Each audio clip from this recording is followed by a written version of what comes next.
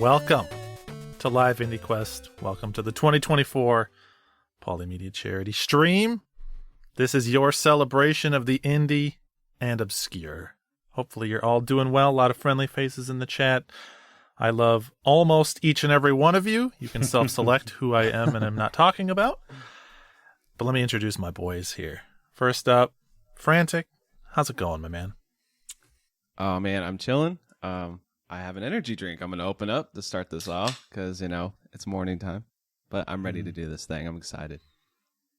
Yep, same. I have the iced Americano. I've already pounded 2 orange cranberry muffins and only 5 minutes of stressed out standing in the fridge eating Ruffles and Top the Tater. So all in all, I'm doing pretty well.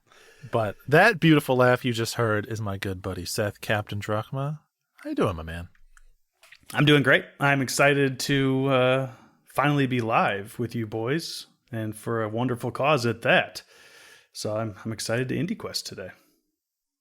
Yeah, it's going to be a very good time.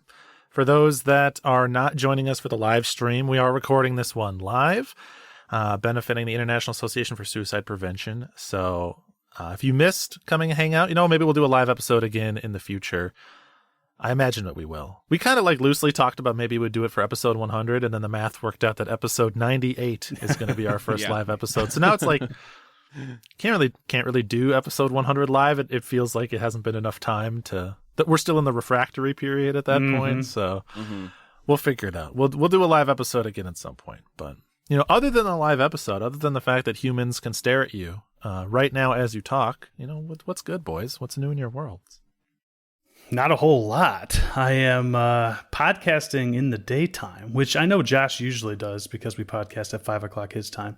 But it's strange to look out my window and see that it's bright out. I don't know how you guys feel about this timing. We have recorded in the morning at times, but it's just different talking to you. I enjoy noon Eastern time, Josh and Steve. Yeah, just get those eye crusties off. Yeah. Get on the pod. Start talking about some games. Got a little bit of that morning voice going. Get a little bit more deep in your chest. That is the reaction of someone who does not have an 18-month-old child. I'm not just rubbing the eye crusties off. I have been awake 6 hours at this point. I've already gone on walks. I've already done a bunch of activities. I've served breakfast. So this might as well be an evening recording for me. Right. But for those that are in the chat, we will take questions from folks. We'll probably, at the end, after we've gone through our games, we'll have the opportunity to, answer any questions folks have. If folks want to donate a question, we'll try to put priorities to the folks that donated their questions first. A little incentive for you to throw some cash at a good cause. But we did, of course, bring a couple of indie picks. And more importantly, we didn't decide who would go first. So my question, boys, is who wants to start? Do you want me to do the whole the quest log rigmarole since we're here? Kick us off. Let's do it. Side quest for the new people. Yeah, okay. If you guys haven't watched IndieQuest or listened, this is the first time you're watching an IndieQuest, I guess. But if you haven't listened to an episode of IndieQuest before, what we do on this show is we build a list called the Quest Log, which is basically this infinite list of awesome indie games. There's 2 sections to it. The main quest, which is a certified banger. Got to say that at least once per episode. This is an easy recommendation to anybody, an incredible experience. It's a game that, hey, you can tell your mom, your dad, your pet lizard, hey, let's go play this game. It's going to be awesome. Or we got the side quest, which is still a recommended game. I'm getting a little nervous. I got to get that out. I'm not used to the live experience. You got to get down into your stomach again. Get out of your chest up here. Yeah, got to pull it up. Anyway, side quest is it's an awesome game. It's a recommendation, but hey, it might have a caveat. It might be a little uneven in spots, but it's still going to be an awesome game for people who are interested. We're not going to bring a game here we dislike, which is pretty cool. So excited to bring our picks. Who wants to go first? So I had a thought about who might go first. Why don't we let the chat decide? This is the one and only time that we can allow someone else to choose for us, which takes it out of our hands, and I love that. There you go. So, all right. Spam people. Oh, there you go. Oh, I'm twitching. Picks Josh. Josh, Already? you are up. Oh, dang. Okay. There's Oh, man. consensus here. I never go first. I think that's the thing here, right? All right, let me pull this up, make sure I have it in front of my face here. Well, I have been talking about this game a little bit, so do you guys have any guesses what my pick's going to be today? I have a guess for what I hope your pick's going to be. No, I only know what your pick isn't. Because, again, I was wheeling and dealing behind the scenes. Oh, wow. I was left in the dark this time. Josh, is it Minishoot Adventures? Yes, sir. We brought Minishoot Adventures today. Oh, man, this game is fantastic. So I really want to talk about it. I'm excited. This is a good avenue to talk about it. It's all right, let's get into this. It's a game developed by Soul Game Studio. It is a top-down twin-stick shooter, Zelda-like dungeon crawler, I would say, with some RPG progression systems added to upgrade your little dude. The art style I would describe as hand-drawn, and maybe I'm not trying to use this as a derogatory term, but kind of like a Flash-looking game in some aspects, I would say. Yeah. It does really work for it and lends itself. The simplicity of the art style really does lends itself to a really fun gameplay experience, I think. It makes the game not feel so noisy when you're actually playing it, and it makes it easier to see everything. And, of course, this is going to have bullet hell elements, so the screen's going to be filling up with just particle effects and all sorts of things as you play. You see me? I'm, like, gesticulating more. It's fun. Anyway. Seth, I know you played this game. I know you enjoyed it too. You actually said you were going to bring it at one point, and it kind of just went by the wayside for another pick, right? It's one of those things where I put it on the back burner as like I really enjoy this game. I think we all do this, right? Where we play a game that we really like, but are like, maybe I'll bring it at a different point, and then weeks turned into months, and then I was like, Josh, if you're going to play this, then bring it, because I want to chat about it no matter what before the end of the year, and I don't know if I'm going to bring it anymore, but yeah, I mean, I think that they really cornered the market on genre mashups with this one, right? I mean, two of my favorite all-time genres, bullet hell, shooter, and Zelda-like. Like, it feels like maybe it's been done, but I can't recall to this extent that it's been done, and they did such a good job with it. It's weird that it hasn't happened to this point. Yeah. It's speaking on the presentation a little more. I think that the actual music in the game is, might as well talk about it here at the top. Like, I think it's kind of subtle and the loops are kind of like there, but when it actually starts kicking in at the boss battles, they really nail it. I think that has some of the best boss music I've heard in a long time. Like, you're already there, kind of like, when you're focusing on like a, as Trav said in the chat here, bullet heck, all the bullets around you, you're kind of like zoned in. So having that like music pumping at the same time just really just makes you feel like, oh yeah, I'm beating some huge beast or something like that, right? So it's pretty cool. I like the exploration in this game. I think it does a really good job of, all right, here's a new dungeon. What do I do in this dungeon? You kind of it actually like pulls you like nicely through the dungeon. You don't really feel like you're stuck ever in this game, which I appreciate in this style of game. And I find that there are some puzzles and some things that happen in the game, some powers that you unlock, I won't spoil it, that really add to the overall like experience of like, oh yeah, that it gets that dopamine hit each time, right? You're like, oh, I just got this new power. You do have a level up system, like I said. So when you destroy the other little ships in the scenery in the world, you pick up like these gems that will give you like, it fills up like a bar at the top right of your screen, which gives you XP points, and then you can spend those points to like level up your bullets and your speed and your boost speed, and then eventually when you like Zelda, you get new powers, and when you get those powers, you can actually level those up as well. So it actually rewards you for experiencing the game and exploring everywhere and killing a bunch of dudes and getting more experience, because the more you do that, the more powerful you can be, and the more things you can conquer, which is always what you're going for in this style of game. Any questions so far? I'll just comment. Like, it's, we already mentioned that it's the mashup, right? But we all played a game and had the developer of said game, Archvale, on like 2 years ago. So this is a very similar game to that, but almost goes a step further in that. Like Josh was saying, some of the power-ups you get are so shmup-like, right? You're just, you start out with just like a pea shooter, and then you eventually develop into like this massive spread shot. Not much of a spoiler because you probably expect that's going to happen. You literally play as like a ship, right? Like a ship with feelings. Basically, it's like a whole town of different spaceships, right? So very cool in that way. But yeah, I mean, it really nails what it's trying to do. I'm curious. First off, I want to say Mr. Sparkle in chat called it a bullet Helda, which I really appreciate. I love that subgenre. So like a Zelda game is very.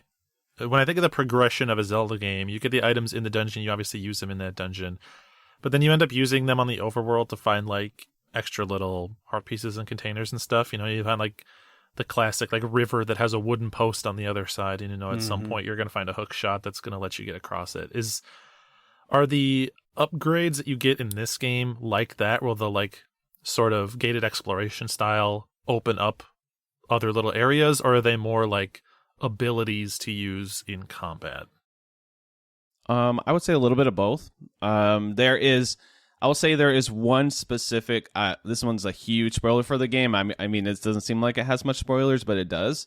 That will open up the map so much more. So it's like you're going around the map and there's things that you're kind of like passing by and you're like, very much like you said. And then you get this power up and you're like, oh wait, I can just basically go wherever now, and it's just kind of like really opens up everything. So there are a couple moments like that where you're like, this map is an entirely new map because I just got this power up. So pretty much what you said. So exactly, it's really cool. It has a very much an aha moment, like, oh yeah, heck yeah, I'm just gonna spend more time in this map.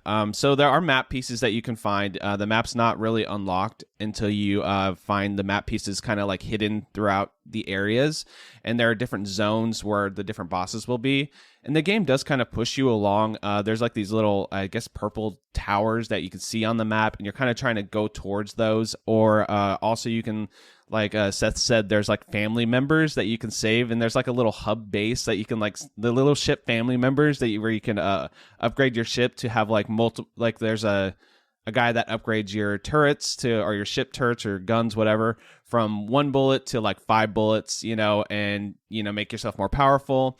There's also guys that sell stuff there, and as you find people around the map, it kind of fills that in. And then you can find those map pieces, and there's a guy that will actually unlock more details on the map for you there too. So it's kind of like, all right, I'm in the area, and then this like radar sound will beep, and then you're like, okay, there's a map piece nearby. So you kind of like explore that area, grab that map piece, and then you're unlocking the map, unlocking more dungeons and puzzle rooms to explore. And like I said, this game, just every single minute of it is pulling you towards something else, and it just never has a dull moment. And it's really, really engaging combat too. Of course, it's twin sticks, so maybe not everybody's bag, but honestly, even if you're not a fan of the genre, I think you're gonna enjoy it. And it does have easier difficulties too. So it has like an explorer mode, normal, and then hard. I played on normal. I wouldn't say it was extremely hard. It had a couple of, the boss battles had tough moments, but I wouldn't say it was like impossible on normal. And I haven't tried hard yet. I think I might do another playthrough on hard like later on this year, or maybe during like my winter break or something like that. But yeah, it's a really rewarding game. I will say, to me, I don't love the art style. I think it's serviceable. It does what it needs to do. It's not going to like grab you by, grab your attention as much as like something super detailed or anything, but it works for what it does. And I think that it has a really good atmosphere because of the music. Different areas do have different weather effects that will happen. There's like a lightning storm area. There's kind of like a deserty feeling area, what you kind of expect in this type of game. But so far, just from playing this game, I couldn't put it down. I started it a couple weeks ago, and every night I had a chance, I had to jump back in and just get back into it because it's just feels so good. It's buttery smooth gameplay, which, hey, yeah, it's awesome. I think I'll agree with you a little bit on the art style. It is, especially at first glance, like quite plain, like there's not a lot of shading going on, right? Like the flash type you said. So it's like this thing is one color and then this thing is a different color. And then this thing, there's not a whole lot of blending between those. But I will give credit to it. It is very bright and eye-catching. Yeah. Like if someone were to look over your shoulder, they'd be like, "Oh, what is that game? Like that looks cool," just because of how bright and colorful it is. Regarding the difficulty, I actually had a conversation with Mr. Mo about this because Mr. Mo, I believe, played this game as well. And he beat it on normal, if I recall. We were talking in Discord. I started playing this game on normal and made it about an hour into it. And then, of course, as we do, checked achievements and found out that you have to beat the game on hard. So I was like, well, I guess I'm done. I'm going to go back in and start the game on hard. And I'll say it's challenging. I enjoy these kinds of games. It's certainly tough, but doable on hard. I think that it would be an obstacle, certainly, but you could certainly do it on hard. The only differences that I noticed are like, oh, maybe this enemy shoots 3 bullets and on hard they shoot 5 and it's a little bit faster, right? So you just kind of have to adapt to that. It's always nice because some games, their hard modes, like they're clearly designed for someone who has just finished the game and like is going to bring all of that skill into a second playthrough. And I don't even necessarily mean like a new game plus playthrough, but like they introduce like very difficult concepts very fast with no real learning curve because they assume you saw them in the back half of a different game. So I'm glad to hear that this game is a little bit more balanced, because anytime I can play on a hard difficulty the first shot and it's doable, I like that. I think of like playing like Professional on Resident Evil 4. First time I played through that, that's what I did. And it was like a perfect difficulty, even though it was like very, very tight in terms of resources. So I'm always kind of chasing that feeling. Yeah, if I remember correctly, Archvale also has a similar system. Anybody? So, yeah. Archvale, go back and listen to that episode. It was a long time. It was a great episode with the developer Jamie Bateman. But it also has a hard mode. But that hard mode is almost like artificially hard. Like it's really like you, rather than taking 4 hits, you take 2 hits and you're dead, right? That type of thing. So from what I could tell, Minishoot does not do that. You get hit in Minishoot, you take a heart of damage in normal or usually hard. It doesn't matter.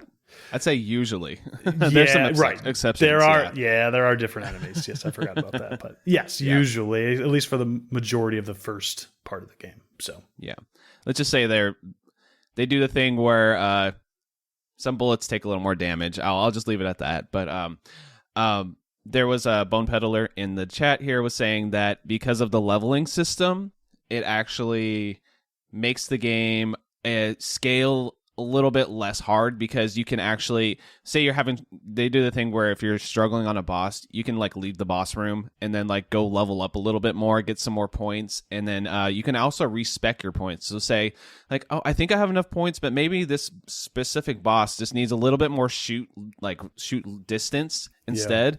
Yeah. You can like pop a point off of like, one of your special attacks and then pop it onto the shoot distance, and then maybe potentially beat the boss. So it has a little bit of flexibility in that respect, where you can like take a point off here, put it on here. But it really does reward you even more, because as you're exploring all these dungeons, you might want to do a couple of side dungeons before the main one, because you can get some more XP and level up your little guy to be a little more powerful to face the bigger foes. So that's nice.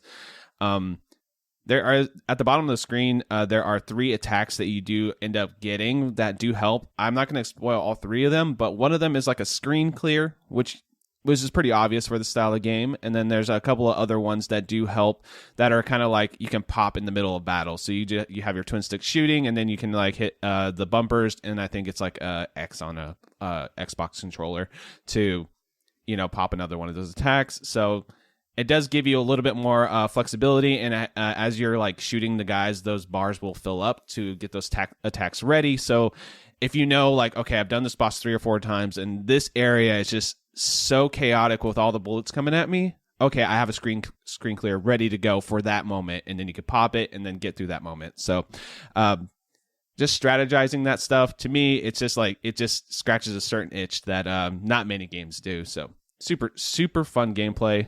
Great, decent art style. I like it. Great music. Any questions before I put it on the quest log? I know I'd get right into it, but hey, what do you guys think? Guido mentioned in the chat that this is only on PC, and it is currently. To me, that's a huge bummer. I feel like the audience for this game would be massive if it wasn't only on PC. It would make so much sense on Switch, like Guido said, and have it handheld. You could play it on your Steam Deck, of course, or PlayStation, and actually have trophy support there for those perverts, right? So, but yeah. It's just an incredible experience. You might have touched on it, Josh, but there are also, like every Zelda game, there are secrets all over the place, which is always super fun. And well, they're just quite well hidden, right? I mean, until you start to realize what you're looking for, and then you're like, how many of those things did I miss up to this point, right?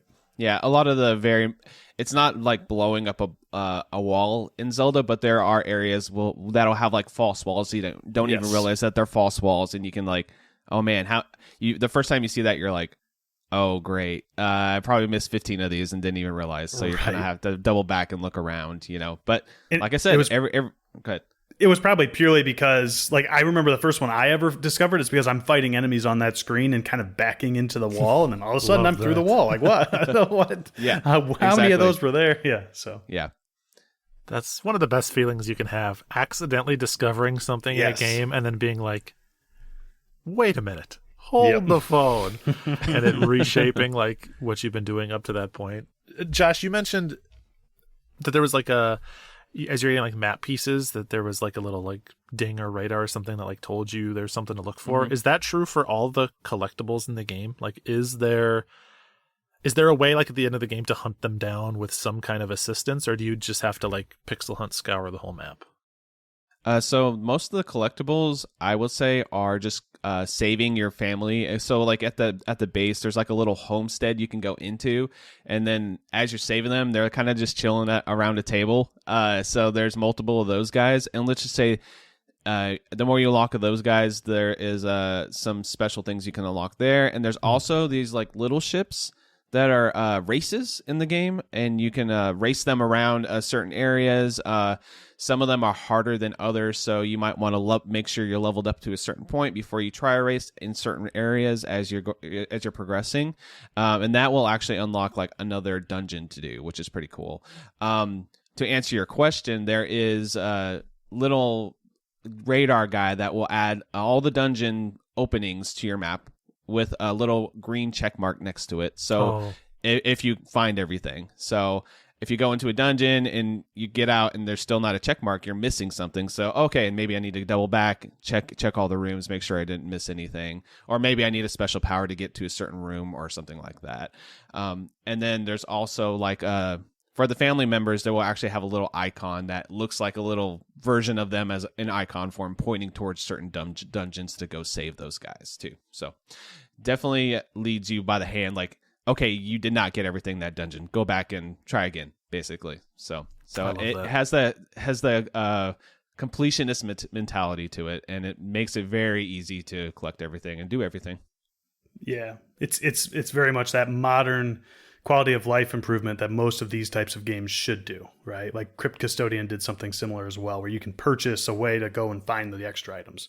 This does the same thing. You have the little icons, and as soon as that dungeon has a green check mark, you never go back. There's no reason to ever go back there. Like you're done. So it's pretty cool. That's one of my happy places, my Zen moments in games, is that like right before the finale cleanup where you're just sweeping and unlocking everything and watching yourself get more powerful. So I'm always hoping that a game like this will give me that opportunity. That also does the awesome thing. I mean, this is light spoilers really, but at the very end of the game, after you complete the final act and boss and everything, it just drops you back in the map. Like, go have fun and collect stuff. So you can still beat the game and then have like a couple hours of just like farting around, getting all the stuff, which is cool. I appreciate that. All right, I think I'm going to put it on the quest log. The first live quest log placement here. A lot of pressure. Don't mess it up.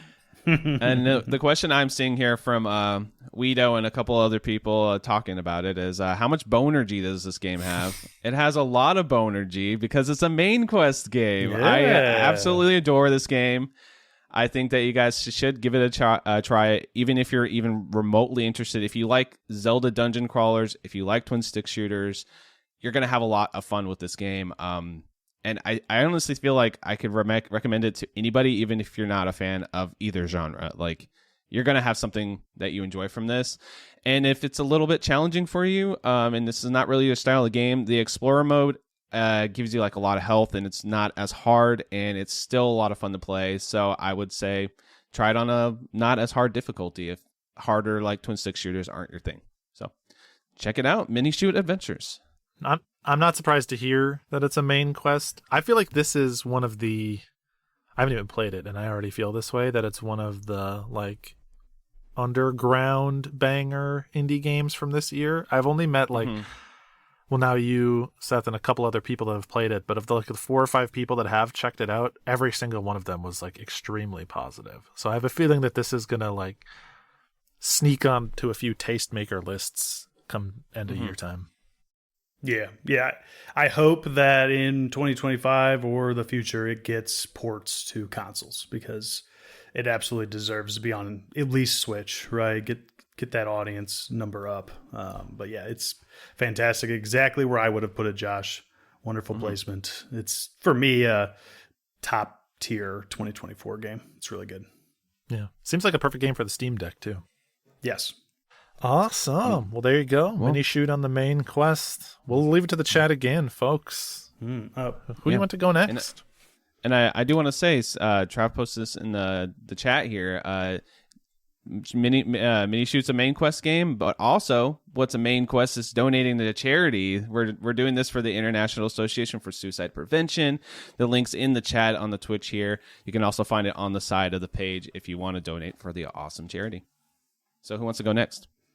It looks like they have nominated. Guido and Pam have both said me, so I suppose I will be the meat in the sandwich today.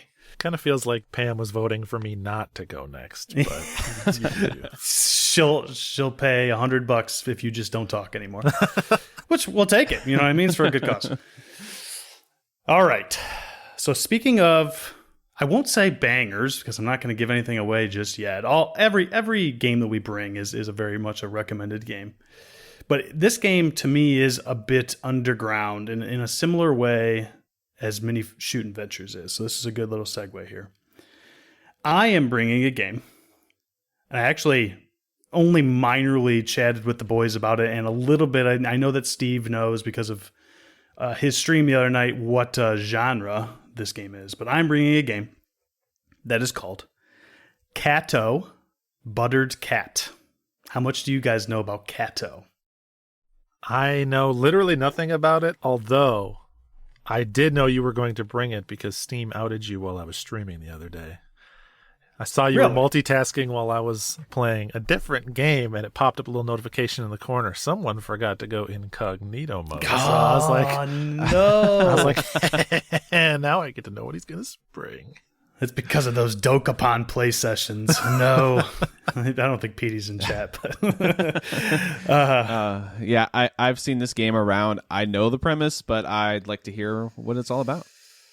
Yeah, Josh, I did notice that you have Cato on your wish list. Seems like you have a lot of games on your wish list on Steam. Every time I go across a game, like, oh, Josh has that on his wish list. Josh has that on his wish list. But that is the way to do it, right? But yeah, I just click with that wish list button. You know, support the devs, right? Yeah, that's right. Supposedly, as far as I know, it does. So yeah, for sure. All right, so Cato released September 5th, 2024. This year, of course. Developed by Team Wool and published by G-Cores Publishing. And it is only on, this is why I say that it's probably a little under people's radar currently, it is only on PC. You can get it on either Steam or itch, from what I can tell. So, the premise. It is called Cato Buttered Cat. I have to ask the question of you two. Do you guys know what the Buttered Cat paradox is?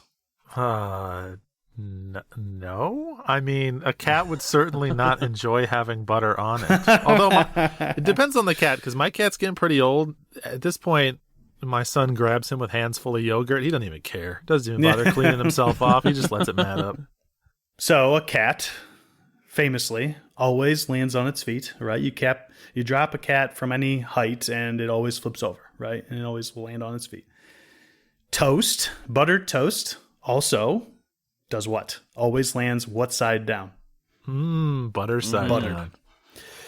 So the buttered cat paradox is basically strapping a piece of buttered toast to the top of a cat and dropping it and see what happens, right? Because they always happen. So what happens?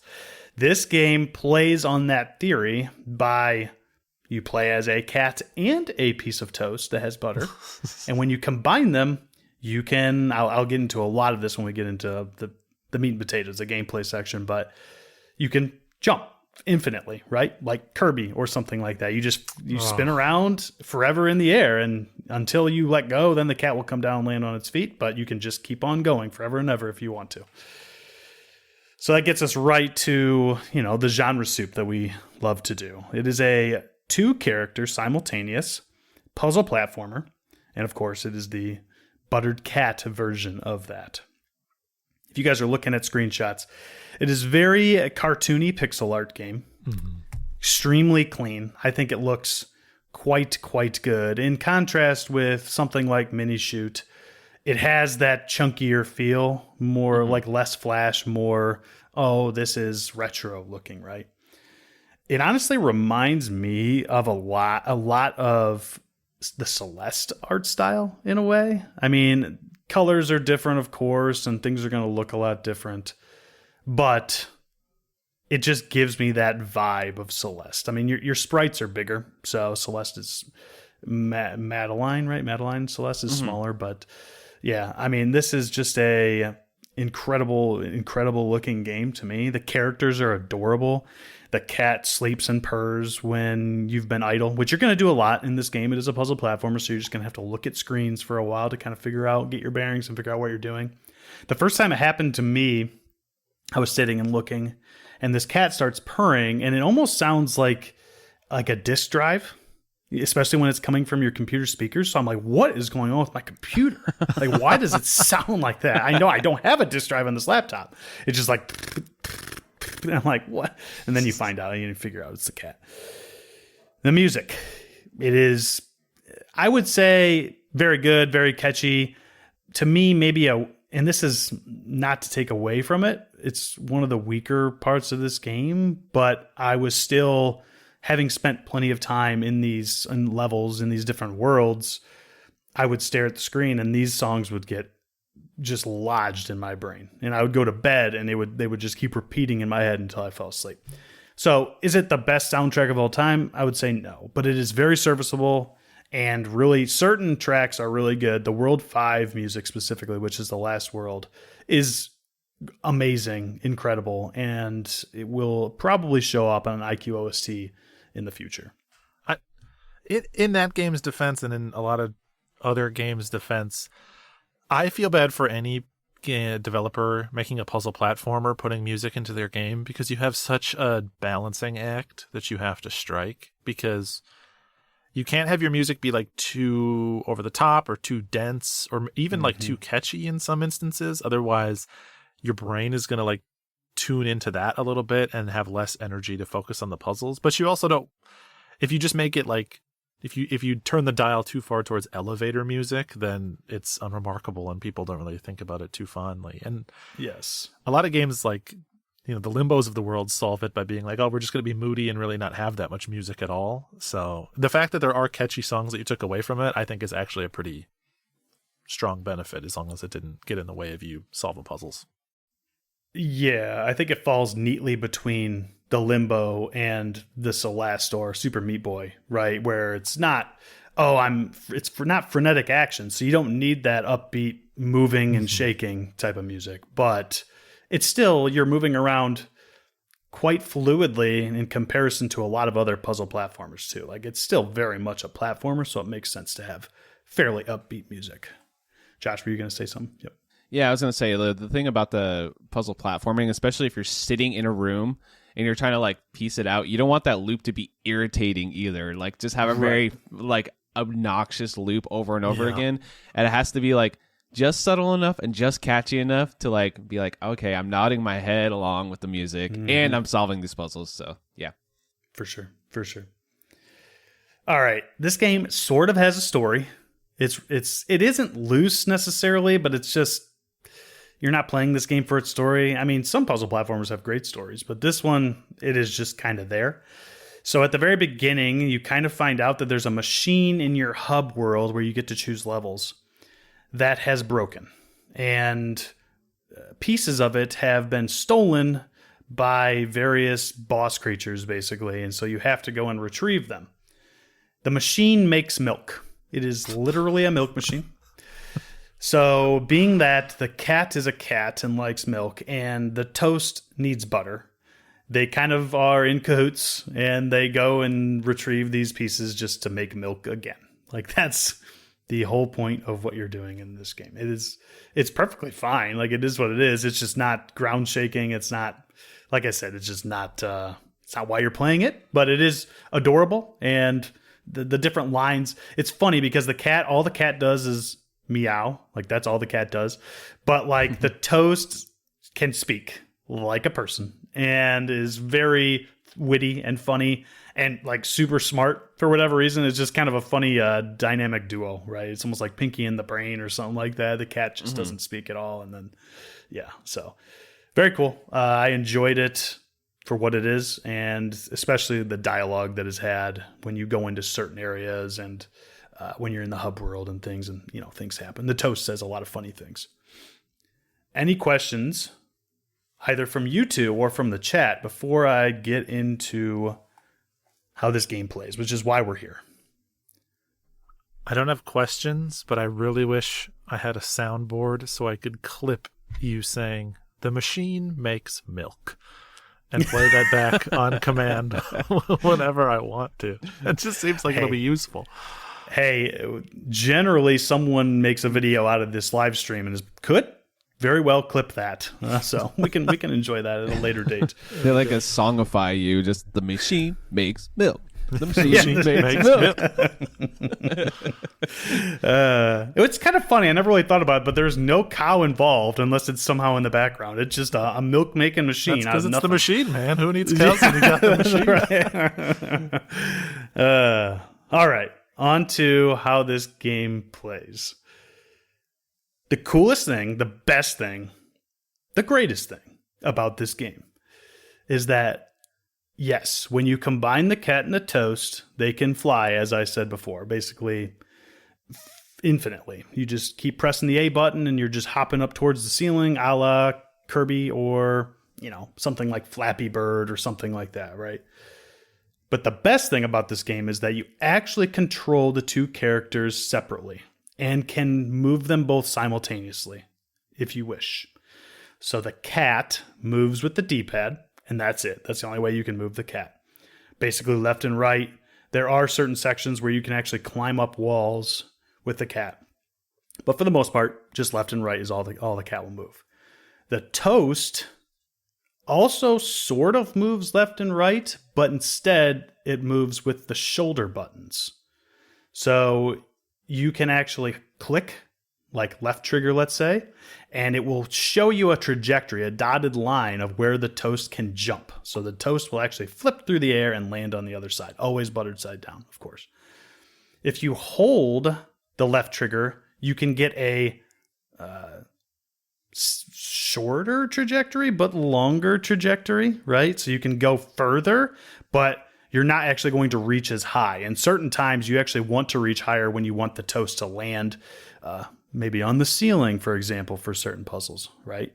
So that is how it plays. And a lot of puzzles require you to actually move the cat and the toast at the same time to actually accomplish something. Does the game, is it asking you to do these things simultaneously? Like, is it ripping your brain in half in the way that, Brothers: A Tale of Two Sons does, where you're, trying to keep both sides straight in your head and, not cross the streams? Or is it slower paced where you're more moving them independently to put them into positions and onto switches and stuff like that? I would say it's 90% of the time you are moving them independently. It is not like a required skill for you to program your left hand to part of your brain and your top two fingers to the other part of your brain, right? So it's not that intense, but there are certain times when you have to think about it, right? I need to move the cat here and I need the toast to be coming over here at the same time. That will kind of get me into some reasons that you might not want them to be together. So there's like these foggy sections that are either dark or translucent, depending on whether you have the toast and cat together or not. Those are basically either passable or impassable, depending on how the orientation of the cat and the toast. So if they're together, sometimes they're going to be passable and sometimes they won't, and then vice versa. The game does that so that you can't just, I'll just get the cat and the toast together and then I'm free to go wherever the hell I want, right? I can move as I want. Instead, it makes it so it's impassable and you have to try to figure out how to get both the cat and the toast up above or through that in order to actually move them together, right? So in general, the name of the game is combine the toast and the cat, but the game won't let you do that at all times. So, yeah. Okay. Controls are super tight. There are obstacles for each character. So the cat obviously can't jump. So if you're in a pit, you can't move anywhere. You can move back and forth, but you can't move anywhere. If you have the toast with the cat, the toast can jump out of that pit. And perhaps, like I said, there's that fog, so that they have to be separate. So you got to get the toast out, and then you got to get the toast somewhere else to do something, right? So that's part of it. There's also like icy floors and walls that if you get the toast onto those things, the toast can no longer jump.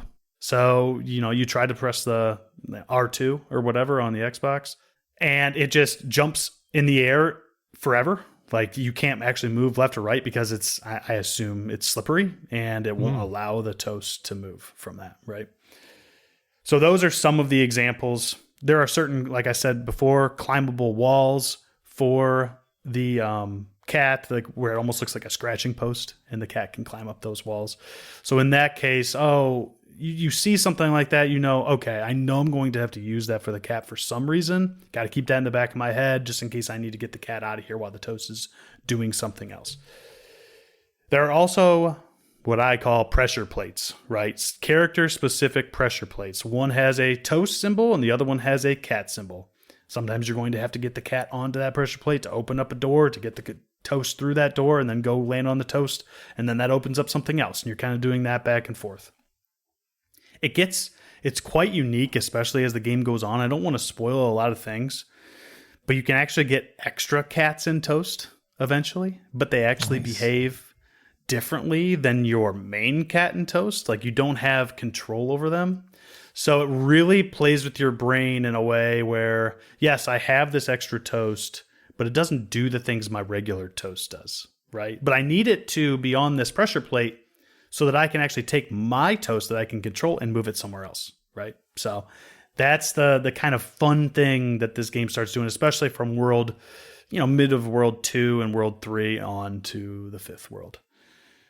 Speaking of those worlds, there are 5 of them, and there are, I would say, roughly between 20 and 30 levels in each world. Think of something like Super Meat Boy, right? You can pick a world in Super Meat Boy, and then you kind of go along this path through the entire Super Meat Boy, right? Each level is a different level. That is exactly how Cato works. If you need to exit a stage because either you're stumped or you just want to be done, the game saves automatically right at where you're at, and you can go right back in the next time. The big thing about these levels is sometimes there is a single puzzle in that level. So you'll be able to see a looping black hole looking thing that you have to eventually get your cat and toast to. It's always slightly off the ground, so you must have both cat and toast together to get into it. You have to flip up and actually move. Even if you can manage to get one of the characters to go through it, they don't get to go anywhere until they're combined. But you have to actually get to those to leave. There are certain levels that have just a single screen puzzle that you just have to solve it. You can see it right when you get in. That's all you have to do. There are other levels where there are multiple 2, 3, even 4 puzzles that you have to solve to actually get to the point where you can warp out. So that's kind of interesting to me, because a lot of these games is like, okay, it's either going to be single screen or it's going to be multiple room type thing. And this just plays with those expectations and does both. And I like the variety that it offers from that standpoint. There are secret paths. So I mostly beelined it, but there were so many times when I found, like Minishoot, Josh, a false wall that I could go through. And the only reason I find this out is because maybe I send Cat, there are pipes, right? There are pipes that can accelerate Cat in a certain like chamber. So you start to like spin around, go fast like you're in a washing machine, and then you can fly out really quickly. And sometimes you fly out and you hit another wall, and you're trying to figure out how to solve the puzzle. So it's like, whatever, that's something that's going to happen. But every once in a while you'd fly out and hit that wall, and it's actually false, and you're in a different wall. So nice. Very, very cool in that way. We've been getting donations. Appreciate everyone for donating. I just want to mention. I also was going to say, you beelined it. Did you? I was going to make a joke. Say, oh yeah, you butterlined it. Okay. Go ahead. There you go, Josh. You gotta get a Josh joke on there at least once. Yeah, he's workshopping it live on air. Yeah, right. This is how stand-up is made. I need to get some notes from Trav, but you know how it is. Right. Trav, drop the notes in the chat, please. You can also get skins for both Cat and Toast. Very cool. In a similar way that you actually find the secrets. Sometimes you just walk into a room and there's a skin there, and kind of cool in that way. Most of the time, the Cat just changes colors from what I've seen, but the Toast can actually change into different objects. So I ended up with my Toast being a frying pan at the end, which was fun. I like that.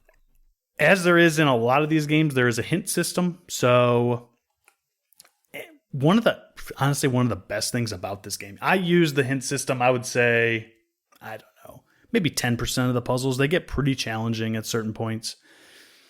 The hint system is great in that all it does is give you like cartoony pictures of your characters and where to place them. It doesn't tell you how to get them there. And how to get them there is often the puzzle. Sometimes I know, like I've been staring at this puzzle for 10 minutes and I've tried so many different things. I'm like, I don't know what to do here. So I'm like, okay, I'll use a hint. I know it's going to tell me where to put my characters because I already know that that's where they're supposed to go. I use the hint. Boom. It gives me the exact result that I know I need. It doesn't tell me how to actually get them there. Every once in a while to give you like a graphic of moving your character, like multiple different pictures in a row that make a little bit more sense. But for the most part, I actually like the hint system a lot. I don't feel like I'm cheating when I use the hint system, which you can often do. It just like maybe in some of these games, it just gives you like a slow-mo video of how you're supposed to move your character, right? Or whatever. And I don't want that. Just give me give me just a little tip. That's all I need. Yeah.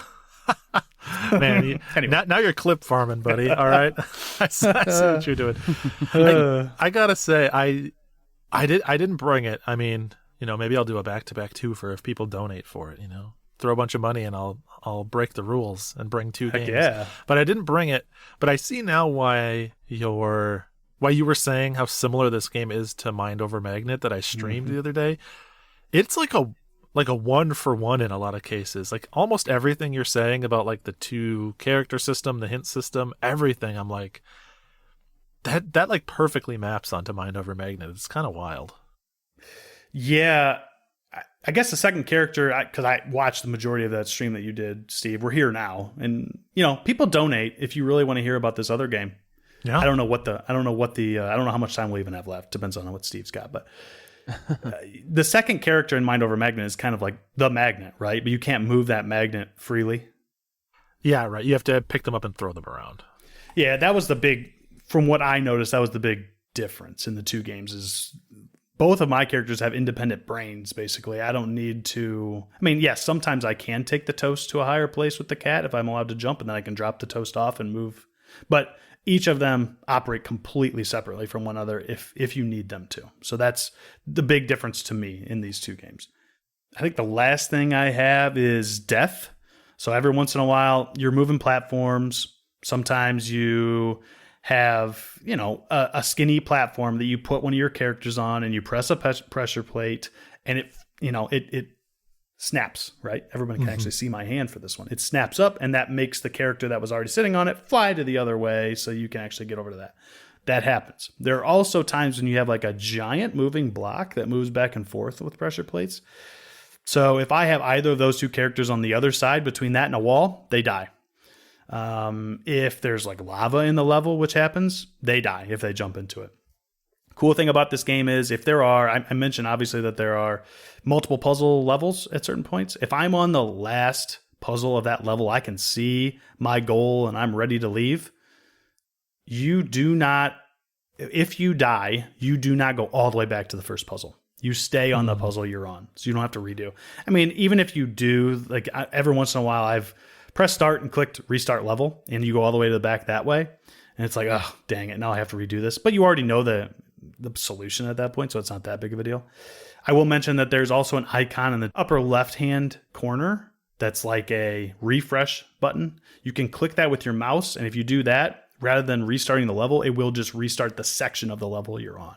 So if you get the characters in places where you can't actually get them out, because that does happen, you'll have to restart and just click that. So while I don't really know how to get to that with the controller only, so that's something they'd have to figure out. Either I'm stupid, which is very possible, or they would have to figure out how to program that in with a controller if and hopefully when they do port this to consoles at some point. But for now, I just use my mouse.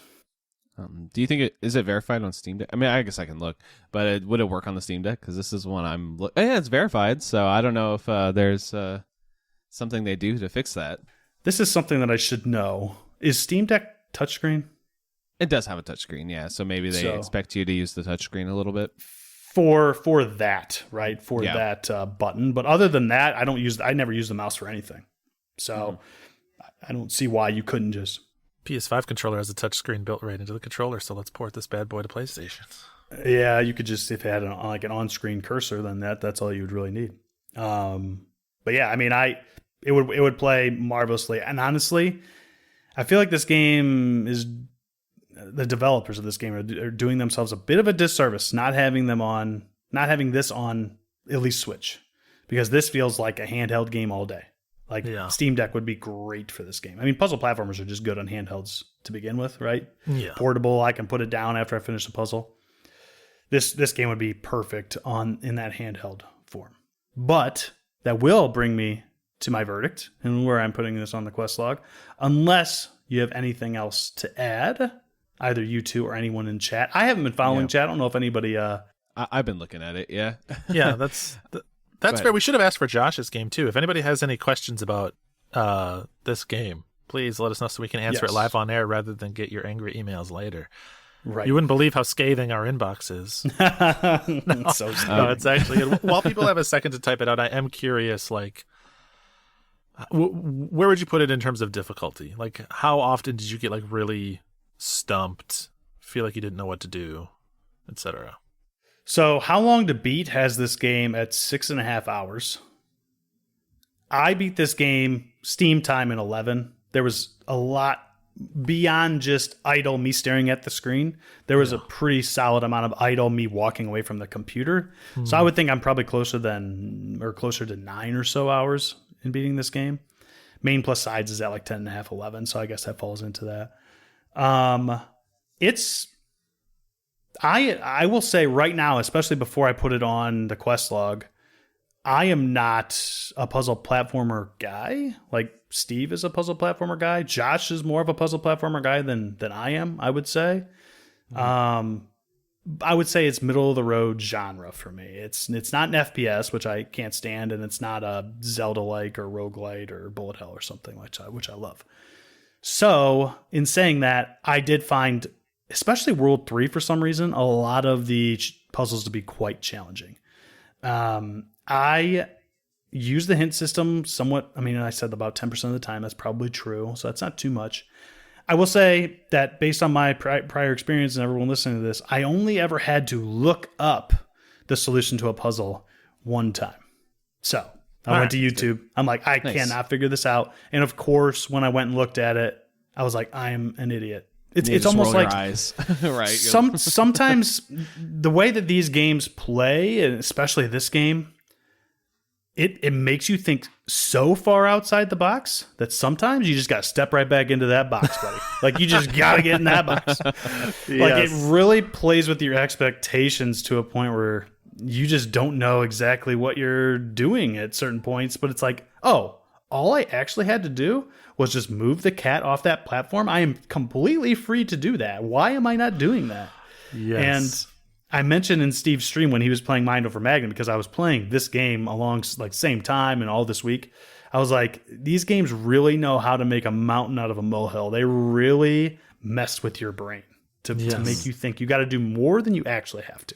So, and I think that was the case for me and the one I had to look up and a lot of the ones that I really sat and looked at for a while. I will say there's a lot of very creative puzzles that were like, wow, that's excellent. That is good thinking, good stuff on that front. So, any other questions before I put on the quest line? Yeah, a couple from the chat. We got Guido asking, "Is it ethical to eat toast after you play the game?" I ate toast during. There you go. Wow, disrespectful. I showed it. Okay, I showed it. And then Top Spot asked if did you beat it? I did beat it. I beat it yesterday. I took the day off yesterday because I was a little bit nervous that I was not going to beat it. I beat it by around noon yesterday, and like I said, 11 hours. I will preface this all. I should have prefaced this all by saying I actually played a different game before I played Cato. I knew I wanted to play Cato before the end of the year. The other game that I was playing was like taking me way too long. It would have taken me 20 hours or something, and I was like, well, I got to pivot. So that's where I got a little bit nervous. In my opinion, this game is best played when you don't have a time crunch and you can just play it at your pace. Yes. I gotta say, that's the way to do it, man. All right, to take a full day off to play a game, but you get to tell yourself and your boss it's for charity, man. All right, I'm taking this day off for charity. So I'm not even putting in a vacay day. Yeah. You know what? Why? I'm doing the world a service here. Yeah, you guys have any kind of matching fund system? Will you buy me an equally priced game on Steam if I finish this one up for charity?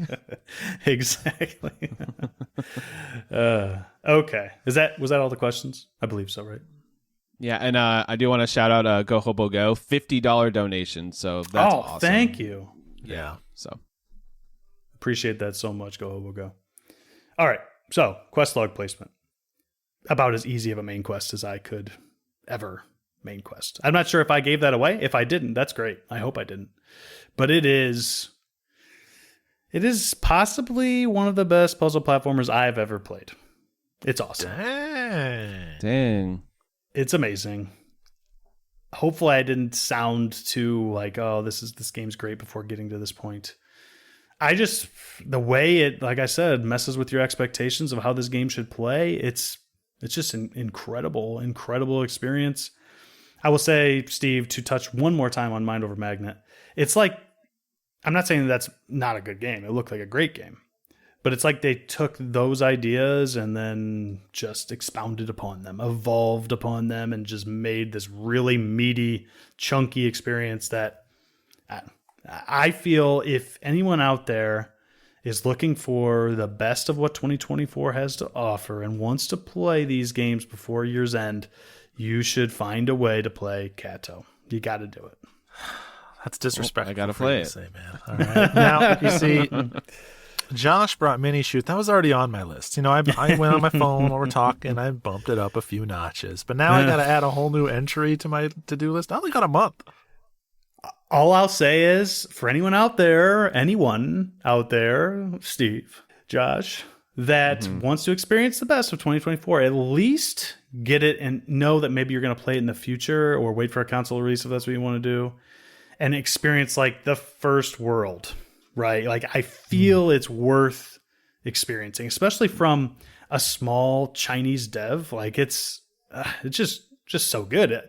I mean, it's got like 1,000 overwhelmingly positive reviews on Steam, which is solid, certainly, but it's been out for a couple months. I feel like this is almost in the same tier as nearly the same tier as like a Celeste. Like it's really that good. It's not the same.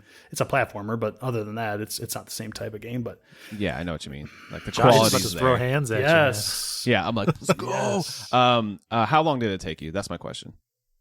yeah. So I mentioned probably around 9 hours for me. Oh, okay. I must have just missed it. Yeah, no, you're good. Yeah. You're good. Yeah, cool. So yeah, I mean but like I said, don't go at your own pace. Play a couple puzzles here and there. Don't feel rushed. You kind of get this mental fatigue from these types of games. They're best just experienced at your own pace. Some people probably just chug the whole thing in a couple days, I'm sure. But some people just need a couple weeks, perhaps. But yeah, Nice. that's it. Cato, buttered cat. Top asks us, how did you fear about the games you brought? Which is an interesting phrasing to that question. Are you asking how afraid I was of the game that I brought? I'll say my nervousness was like a 2 out of 10, but I always have a 2 out of 10 nervousness, all right? I was so confused for a minute. I'm like, did he mean feel? Because that's a weird way to misspell feel. And then I see below he said here. Oh, So- here. That makes much more sense. That makes a lot of sense. I heard about this game. I think it was just Steam perusing like I always do. It was like a recommended based on other games you play. I think the top 2 games that it recommends it based on is Pizza Tower and Planet of Lana. And I would say it's almost like a kind of almost like a perfect mixture of those 2 games. It does There you go. art style and everything. It's really cool. Yeah, I heard about Minishoot. I think from the Fire Escape podcast, which is like a video game podcast. That's where I heard that one. So there you go. Mm-hmm. And I'll tell you how I found out about mine as I get into it then. I feel like we're all really leaning into our sort of stereotypical element here. Drachma's always just deep diving in his Steam recommendations. Josh is always listening to a bunch of podcasts and getting recommendations. And I'm just playing the most popular thing I can find because I'm not a tastemaker, all right? I'm the one that's optimizing the SEO for the team. I appreciate you. Appreciate you too, buddy. I brought today, we're going to talk about Neva, very popular indie game that came out not long ago. Developed by Nomada Studio, published by Devolver Digital. So check another one off of our Devolver Digital box. Heck yeah. And our slow, unintentional quest to bring all those games to the show. The reason that Josh just dropped adorable little Neva is because this is a game, a 2D puzzle platformer, follows nicely after what Seth just brought, with influences that I would say range from like definitely Princess Mononoke and some Ghibli stuff to Ico and a couple other things that I'll get into.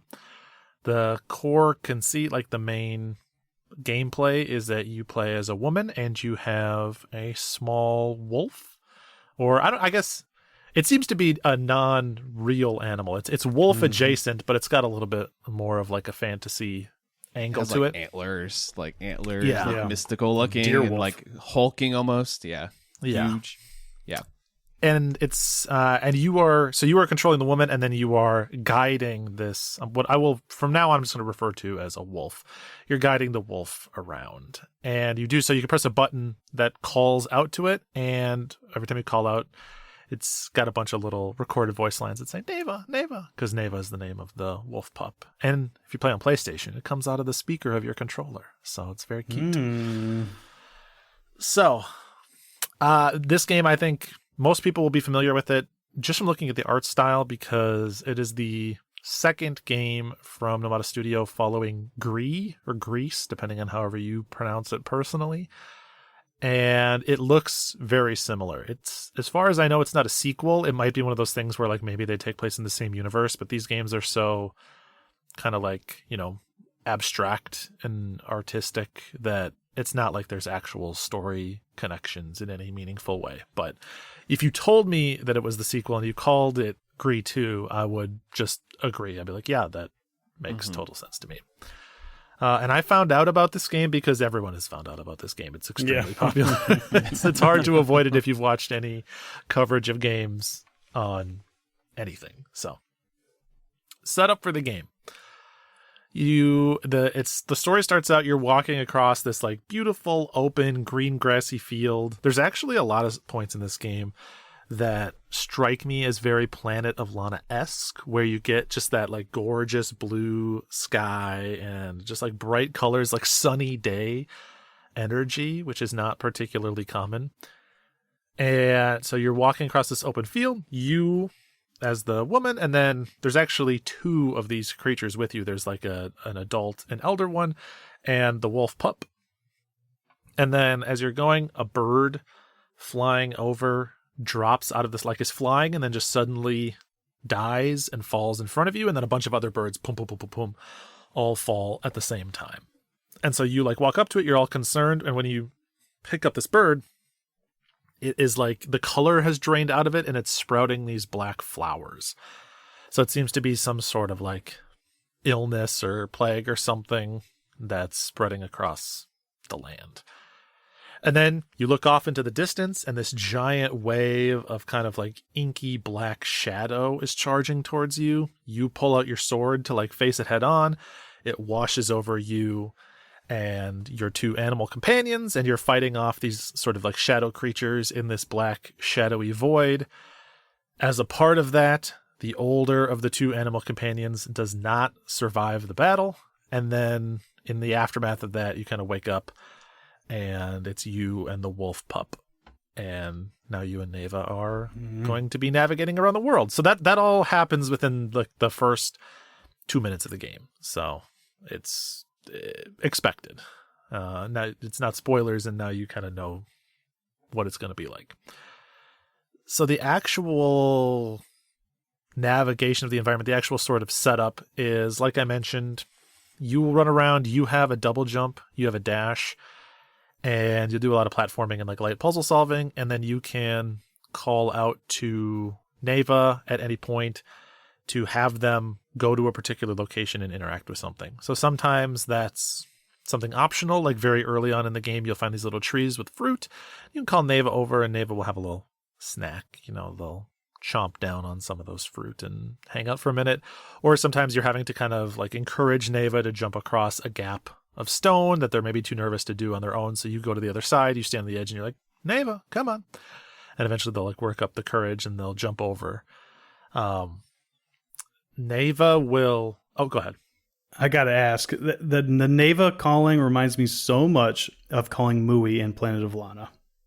Is it similar where you're like, you can't control this character directly? It's always by the woman, right? So you just kind of have to lead that character to where you need it to go. Yep, exactly. They're completely independent, and you're just calling. So very much like that, or that's why I said that this game has very eco influence, which I know I'm always scrambling for. It's very eco and Yorda. You know, you're trying to guide them to safety, or just get them usually just from one end of the screen to the other. And so Neva will start out the game very distractible, like they're a little puppy. And so they'll stop and they'll play with like, you know, willow branches that are hanging down, or they'll want to chase butterflies and things like that. And you're almost having to, now kind of Last Guardian, if we're going to keep the Ueda influences going, you're almost having to like redirect, get them to like stay on task. Oh, see, Top Spot also said Last Guardian. We're very smart. We're very much in lockstep. This is why Top and I are best friends. Yeah, you're having to kind of like redirect and be like, hey, pay attention, Neva, over here. Come on. Again, it's the perfect game. I'm sorry, I thought you were talking to me. I was. Yeah. Josh, eyes up. I see it. They're right here. Yeah.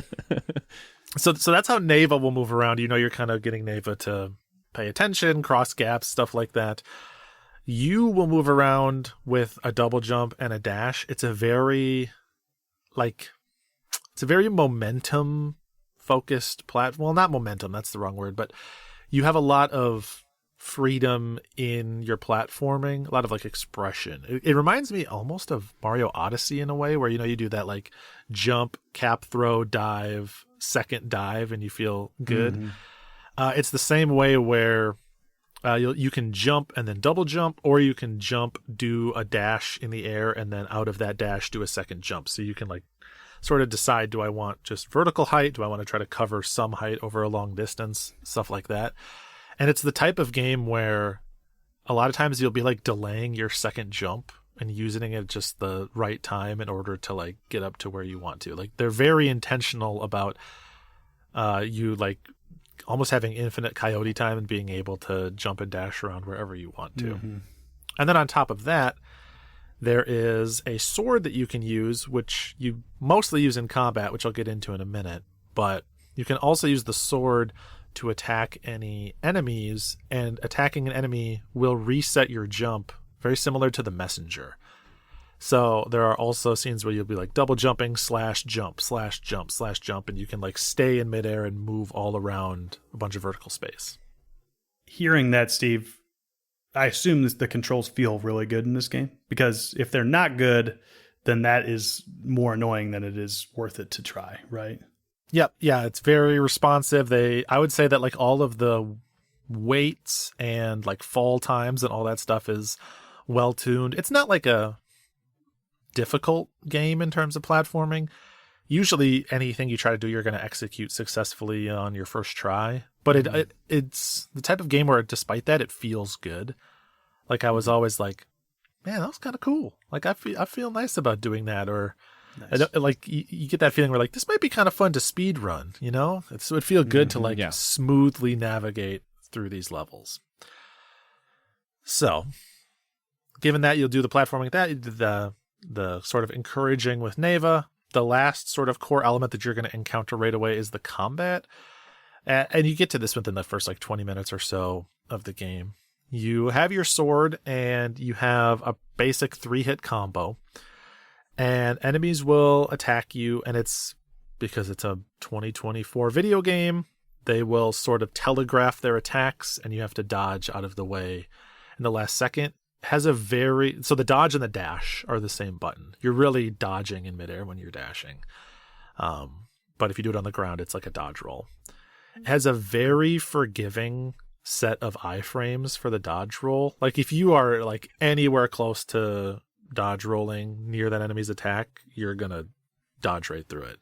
And so I love that. Yeah, if you're a Souls veteran, like you're gonna cook. All right, you're gonna absolutely cruise through this game. Nothing worse in any game than when you dodge roll and get hit during your dodge roll and be like, I was rolling. I mean, it happens in all those kinds of games. It's like, I love that. Yeah.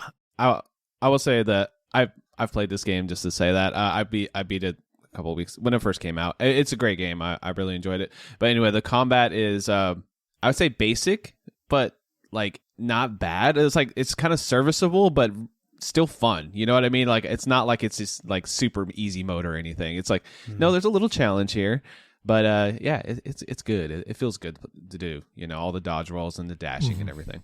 Yeah. To be fair, there were several combat encounters where I died. Now, a lot of times that's because I was maybe being a little like overly cocky or just sort of spamming attacks when I really should have been playing a little bit more defensively or evasively, because there is no defensive option. But it is very much possible to die. You'll just respawn right at the beginning of that combat encounter. There's like absolutely no punishment for dying. You see like even the like death cutscene that plays is like 2 seconds long, because they're like, yeah, we're just going to get you right back into it. However, the combat encounters will often throw 2, 3, or even more enemies at you at the same time. So a lot of times you're needing to like pay attention to multiple different parts of the screen at once. And that's where it's pretty easy to get knocked around. Do those encounters feel more puzzle or like actually, because a lot of times when they throw it's just because they put them in specific positions so that you have to do a specific thing to get where you're supposed to go, rather than, you know, the Dark Souls thing where they just throw 3 enemies at you every once in a while. You got to figure it out, right? Yeah. But this is a puzzle platformer. Does it feel like more, this is an enemy that's put specifically in this place because I have to do something with this and then the enemy above and blah, blah, blah? I would say actually no. They don't feel too prescriptive, and the enemies move pretty freely, like all across the screen. You know, there's airborne enemies, ground-based enemies, and they'll move a pretty wide distance. And so I think the game is really trying to like test your ability to keep track of multiple enemies at one time. Okay. A big part of what makes that feel good and like helps the combat in general is that you have 3 hit points in the game. You'll have 3 hit points the entire game. if there's a way to upgrade them, I never figured it out. So I did my level 1 Souls run. All right. But Yeah. I don't think that there is. Capital G. I don't Yeah. think so either. But each of those hit points they're like little flowers that are constructed out of 6 petals. And every attack you land on an enemy will refill one of the petals. So functionally, every 6 attacks you land recharges 1 health point. And as far as I noticed, I think every attack in the game does 1 health worth of damage. I don't think there's ever anything that does more. So it's very much just, will you make 3 mistakes too close together, or while playing like not aggressive enough? But it's very possible to, like, catch a window, dodge roll, and in their downtime for their animation, get half or more of a health back, especially in some of those encounters with multiple enemies, because a lot of times they'll like end up stacking up and their hitboxes will overlap, and each hit that connects with a unique enemy gives you 1 petal. So if there's 3 on top of each other because they all like rushed you at once, every swipe of that clump is going to give you half of a health point back, and you'll recharge super fast. So it kind of naturally balances itself, where the more enemies there are, probably the faster you're recovering health at the same point. Gotcha. So it works out pretty well. Like Bloodborne. Yeah, it's basically Bloodborne. If Bloodborne was really colorful and not stressful. So that's the core kind of setup. The one thing, and I'm going to say that this is not a spoiler because it's in the marketing materials, it's on the Steam page and everything. The structure of the game is laid out across seasons. So you start in summer and you'll go, summer, autumn, winter through the different seasons, and Neva in each season will have grown up a little bit. So in summer, Neva starts a little wolf pup that you're navigating around.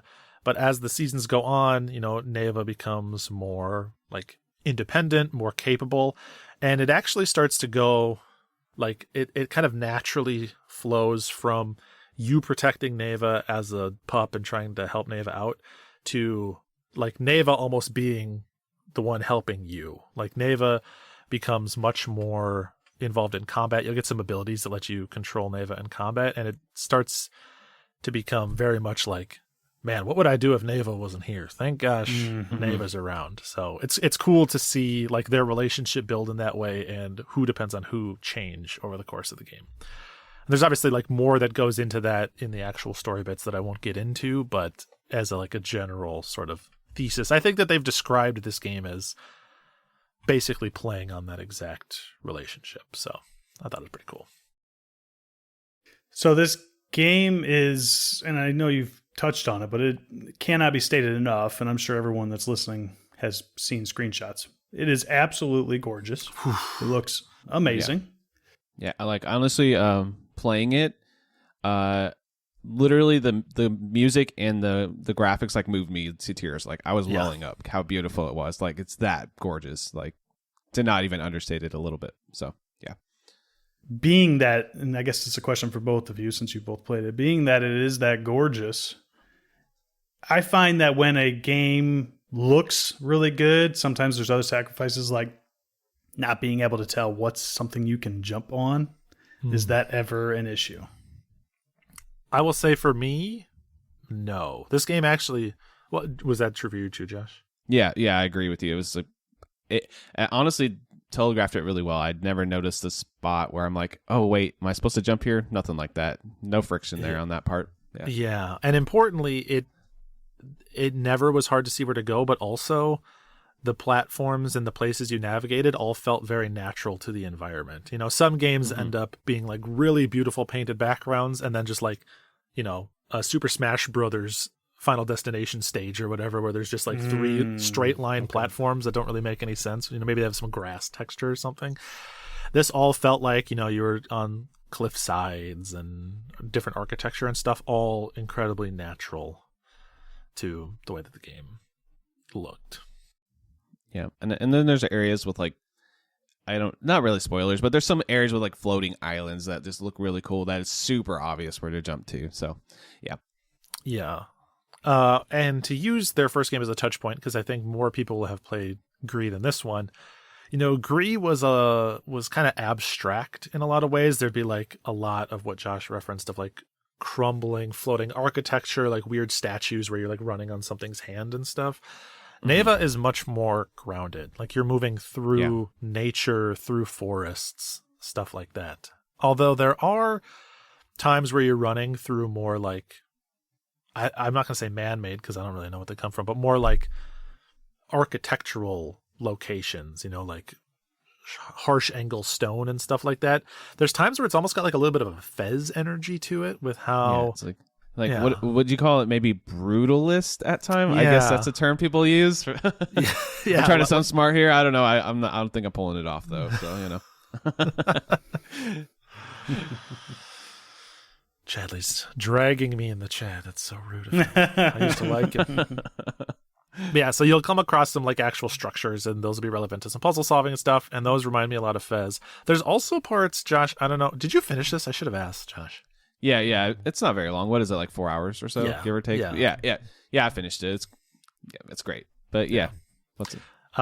There's also some environments that to me almost reminded me of Hollow Knight in some ways. Like there's some some creepier stuff that was like vaguely Hollow Knight adjacent or just I could see where you're weird. like I could see the threads there where you would draw the connections. Yeah, not all the time, but every now and again. So they do a good job of mixing it up, right? You'll get these big, beautiful outdoor areas. You'll get kind of shaded areas. You'll get, again, man-made structures, and then you'll also get areas that are just kind of like sort of abstract. They fit a little bit more into the natural flow of the world, but they're a little more fantastical. Something that I noticed, I don't know if you did, Josh, when you were playing, but like something that felt like an upgrade from Gree is the lighting. Now I think it's all like painted in, but they do, I don't know the name of that effect. I'm not smart enough to tell you, but they do that thing where like light is, they're trying to like represent the sun in the scene. And so certain parts of the landscape are like blown out or kind of hard to focus on, or like the color is changed, like as if, like when you like walk from a dark room into like the bright outside and like your vision's kind of squinty. It's like that Fallout 3 thing where you're like can't see at the beginning. Yeah. I think a lot of games actually call that God rays. Is that kind of what you're what you're thinking of, like coming through the trees and stuff, I guess? Well, no, less that, because it does have a lot of those that are really good. This is more like if you're trying to like look up at a tree or something that the sun happens to be right next to, how the fact that the sun is like in your peripheral vision is sort of like blooming and making it a little bit hard to focus. It's got that going on. The way you said it reminds me of like that weird, and this is much more of a 2D game than this, but in games like these new HD 2D games, there's like a weird backdrop that's like it gets blurrier and blurrier as things go backwards, right? Further away from where your character is. So I don't know if that's it or not, but I like those visual effects. I think that especially in pixel art games, like it makes it look like a game that you couldn't have played in the 90s, which makes it feel like pixel modern or whatever. Right? So I was gonna say I played Grease and then this back to back, which was an interesting thing because I never played Grease before, so I was well, it's on Game Pass, I'm gonna jump in and play through that. It's like 2-hour game, and I'm like, all right, that's awesome. And then Neva came out the next day, so I jumped right into Neva, and it was like a nice kind of continuation. Like if you guys haven't played Grease, this is actually a good way to play it, in my opinion. It was nice to kind of see how they took some ideas from Grease and like improved on it and added like you said, like better lighting, a little bit more detailed graphics. It's just like it feels like a sequel to Grease, which is like you were saying earlier, and it's even more evident when you play it back to back like that. Would you say then that you liked Neva more of the two? Yeah, I think the puzzles are a little bit more clever in Neva, but and then the combat I really enjoyed, and I thought, like I said earlier, it's simple but very fun to do. It's just very enjoyable combat, even though it is a very simple system. So yeah, I agree with that. It feels good, even though it's like two buttons and never difficult at all. I will say you mentioned like the puzzles are a little more involved in Neva. I really liked that they do the thing like each season and sometimes multiple times in a season, you'll get into areas that seem to sort of have like one core mechanic that they're exploring a little bit. Like the very first one you'll find in summer is you'll find these trees that have sort of been plague ridden, and when you like slash the darkened part of the bark and trees, the tree will like snap in half, and the part that's snapped off will sort of just like float there in the air kind of supernaturally. Very Gree. If you ever played Gree, that's what everything in that game is doing. And so you get into, there's like some puzzles around like, how do I break this tree apart? How do I get to the other side to break it? And when I break it, now that has created a new platform for me to move across. It's changed up the environment a little bit, the way I can proceed through this screen. Stuff like that. And there's a lot of like different mechanics they introduce, explore, and then move on from, and don't revisit a ton. And I actually wish in a lot of cases that they would go a little deeper into some of them, because there were a lot of times where I was like, oh, this is a really fun idea, or this is really cool. And they use it in like, they introduce it, and then they have you solidify it, and then they, do a twist on it once or twice, and then they just don't really ever do it again. And I'm like, come on, guys, you could have built a whole game around that mechanic, and you're teasing me. Yeah, it's like the Mario or Astrobot thing, where it's like especially Astrobot earlier this year with that little shrinking mechanic. It's like, I would do a whole game of like 50 of those, 50 of those levels. They do that here for sure. I agree with you. Speaking of the mechanics, is this, and you guys might have touched on it and I missed it as I was reading things, but is this an overly challenging game? Or it doesn't seem like it would be very difficult. I know you said combat isn't difficult, but in terms of puzzling, is that very hard? No, there's pretty much never a puzzle that I can think of that I didn't like pretty much immediately and understand intuitively what I needed to do. That doesn't mean that it's boring, because I think this type of game isn't really that well served by being like super challenging in the way that like a more literal puzzle platform, like a hardcore puzzle platformer like Buttered Cat game would be. But it's still always fun to execute the solutions, and it's the type of game where when you solve a screen or solve a puzzle, you're not saying to yourself, wow, I'm so clever. You're usually saying, oh, that was a clever idea that the game had. Like, it's more being impressed by what they're doing. Okay. So, yeah, that covers most things. Of course, Josh mentioned the score. Great soundtrack in this game. It's by Berlinist, and it's the same folks that scored Gree, and they knock it out of the park. It does everything you'd expect in a game like this that is going to have like some, peaceful points, some more emotional points, stuff like that. It'll swell in the right moments with like big strings and stuff like that. It'll fall into the background, and it'll give you a lot like quieter, softer, more chill type music as you're running around. Sometimes very playful, upbeat during the happier moments of the story. It's just very cool. So it's the type of soundtrack that for sure will show up on an IQ OST, even though we haven't done one of those episodes in so long. It'll for sure come back up, and it pairs with the visuals so well that it's hard to imagine playing this game without the score accompanying it. Yeah, we need to do like a super, super long OST or something, like a super stuffed one or something soon. Double stuffed OST. Yeah. That's how I like my OSTs. So yeah, any questions? Any lingering, I just need to know it's about Neva? Yeah, in the chat, if you have anything, we can vamp a little, and you can throw some comments or questions in there, and we'll read them off and answer them for you. I have had Gree or Grease sitting in my library for quite some time. And I think I remember seeing, Josh, that you had played it. I was going to play it and bring it semi-soon, but then I saw you had played it. I'm like, well, I don't want to do that. And we both bring it at the same time. But that certainly would be one that I think should be on the quest log, of course, and maybe could be brought soon. But yeah, I mean, I think that I will hold off on playing this game until after I play that one, so I have that comparison.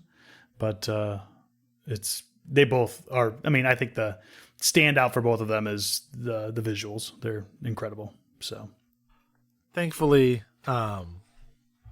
it's not just the visuals in this game, right? Yeah, right. Yeah, there's certain games like I think of Hoa, where I'm like, that game was all sizzle and absolutely no steak, but agree is like, and Neva are both like, look how beautiful this is, and you play them and you're like, they're also really fun. They would be fun to play the wireframe version of too. Right. Yeah, and I this is just like a studio that goes to like up the top, like I'm just going to be watching whatever they do next. I just want to see what else they do, because take your time with it, obviously, because, you know, it's beautiful. It takes time to make stuff that looks this good, but I would classify both of these like as a work of art because of how beautiful they are. Just like when you're in the games, you just they have a certain feeling to them. They both have that same feeling, and I can't quite place it, but they just have a specific vibe. So yeah, it's a lot of subtle decisions. Obviously, like the actual artwork of the backgrounds is incredible. The music matches things really nicely. The game is really smart about moving the camera and like pulling the camera in and out to like sell the emotion of a particular scene. They, you know, at certain points they'll pull the camera way back and your character will be way smaller on screen because they're trying to show you like the scale of this architecture that you're standing in front of. Or sometimes it'll like move the camera so you're offset left or right from where you're running because they want to like add dramatic tension because something is behind you, or because they want you to like be able to see a lot of runway. It's just really smart, really well made. Awesome. So I think there are no other questions. We're going to go ahead and drop it in the quest log. Boys, we're going to do a 3-way main quester this time. Josh, would you have main quested it if you were bringing it? yeah, definitely. I'm not even. I think so. I would. And you know, I always like having a 3-way with you guys. You know, it feels pretty good. Especially for charity, right? Yeah, Especially for charity. I would question it otherwise. I'd still do it, but I'd question it. Yeah, I don't need a reason, but it is nice to have one. So, yeah, I think for me, great main quest.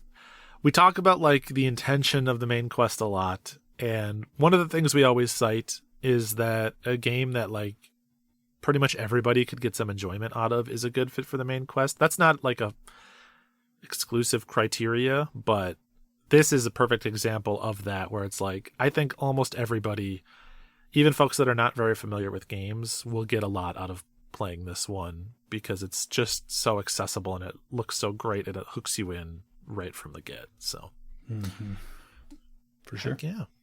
All right. That's like 3 main quests today. Wow. What was it? Minishoot, Cato, a buttered cat. What is the subtitle there?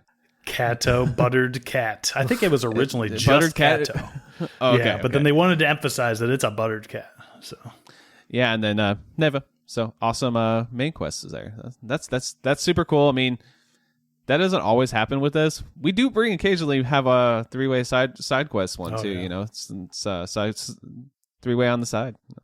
I don't know if there was any sort of like if we felt any sort of obligation to bring particularly good games to the live episode or to support the charity, or if it's just how it worked out. But yeah, I was definitely leaning towards I want to bring a bang or something that I really am excited to talk about. And I don't know. I like to think that you fellas had similar feelings. So, but yeah, this was a fantastic epised and a great first live episode. Heck, kick off this charity stream as well. So good. Well, we're gonna hang out, I think, for the next 15-ish minutes, and if anybody has any questions for the podcast, go ahead and shoot them here. Even suggestions that we could play in the future, anything like that, throw them in the chat. Yeah, you want to know? We'll chat. Anything about our taste? Anything about any of these games? Anything? Also, keep donating for charity, folks. We've already got a really good, strong start on the donations, so keep it going. For sure. And Mr. Sparkle did point out that all the games that we brought today all have demos too. So if there is like, maybe I'm not going to like that, you can give it a shot, at least on all 3 of these. So there you go. Oh, I think I forgot to mention for Neva, it is available on all the modern stuff. So you can get it on Switch, PS5, Xbox Series, and on PC. And at least on the PS5 version that I played, it runs great. So This was an easy day one for me that wasn't actually a day one, because like Josh was saying, you know, this is like a must follow studio, but they dropped it this October 15th, and I get like going for the fall vibes, but guys, I'm right in the middle of spooky season. I'm not going to play your beautiful outdoor artistic game right after I play Resident Evil 3. So this one had to wait for November for me. We got a comment from our question from Mr. Mo 1984 in the chat. He says, "How much for Into the Gungeon to be moved to the main quest?" That question's going to go to Seth. How much money does he have to donate? It's so funny that you say that, Mr. Mo, because we had this exact conversation amongst us three at one point, and I think Steve said something about, I don't remember what the dollar amount was to get it removed, because I was joking about putting Tunic directly, like paying $500 and you could put Tunic directly on the side quest, but only the side quest, to make Steve upset. And then Steve said, "Well, I'll just say that they can, for $5, we'll remove Enter the Gungeon." And I was like, actually, Mr. Mo would probably like that, so he could have another opportunity at getting on the main quest in the future. So I mean, like we always say, Mr. Mo, like we can't move anything. It's a Google sheet. Yep. As everyone knows, as soon as it's on there, it can't be changed. No way to move it. Take it up with Google. You know, I'd love to be able to move stuff around, but it's locked in place. And Trav did mention to shout out where you can find the quest log. It's at IndieQuestPod.com. So if you guys are curious where that is, where that's located, and to find awesome indie games, check that out. I'll also shout out Burger Champ. Mentions that Chained Echoes is a good indie game. We had Burger on, I don't know, God, was that 50 episodes ago by now? That was feels like a long time ago. But I mean, I haven't played it yet. Now I have no obligation to ever play it again, because although I really should, it really looks good. But Burger sung its praises. I'll read Sir Chadley's question here. Any indie games you've played recently that were pretty good but not questlog worthy? That's a good question. I do have one. I have one. All right, cool. This one was I actually was going to put it on the side quest for the longest time, and I was just like, it's just okay. I don't know if it's even.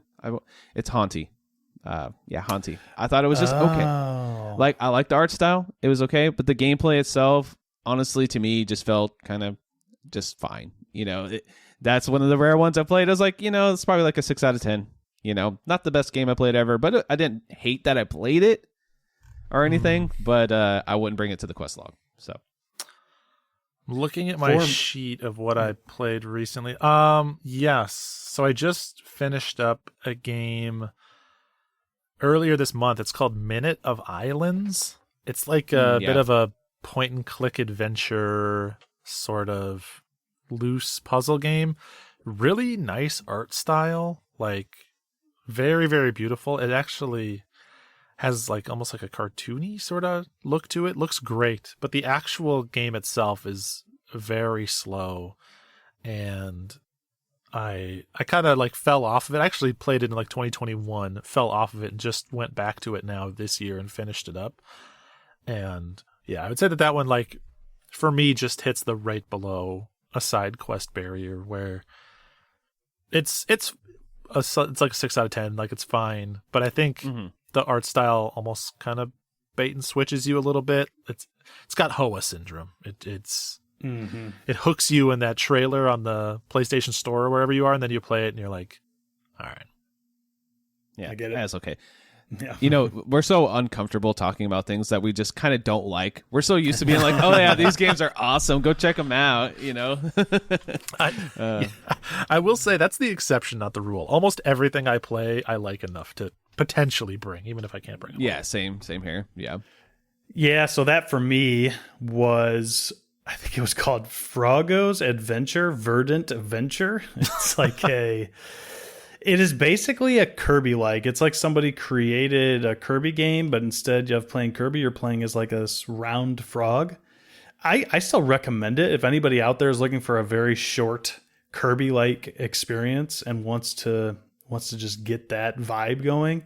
Go play it. It's like, I was going to bring it to our bargain quest episode, but I can't. I played Circle Hitter or Ball at Hell for that one, which was just so much better.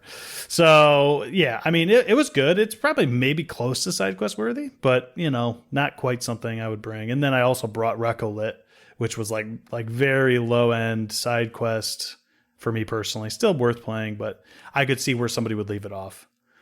Sir Chadley just said, another question. Has anyone looked into the recent update to Sea of Stars? I wonder if the changes would affect your opinions on it. I'll answer this quickly. I have not, although I did see or did hear from Potomax that he is playing it because they did like a French Canadian language release or something like that, which is like more like French Canadian dialect, I believe. And he says it's awesome. I mean, just the game in general is awesome, but I have not revisited since the DLC was released. I don't know about you guys. I haven't yet. I will go back and do the DLC at some point.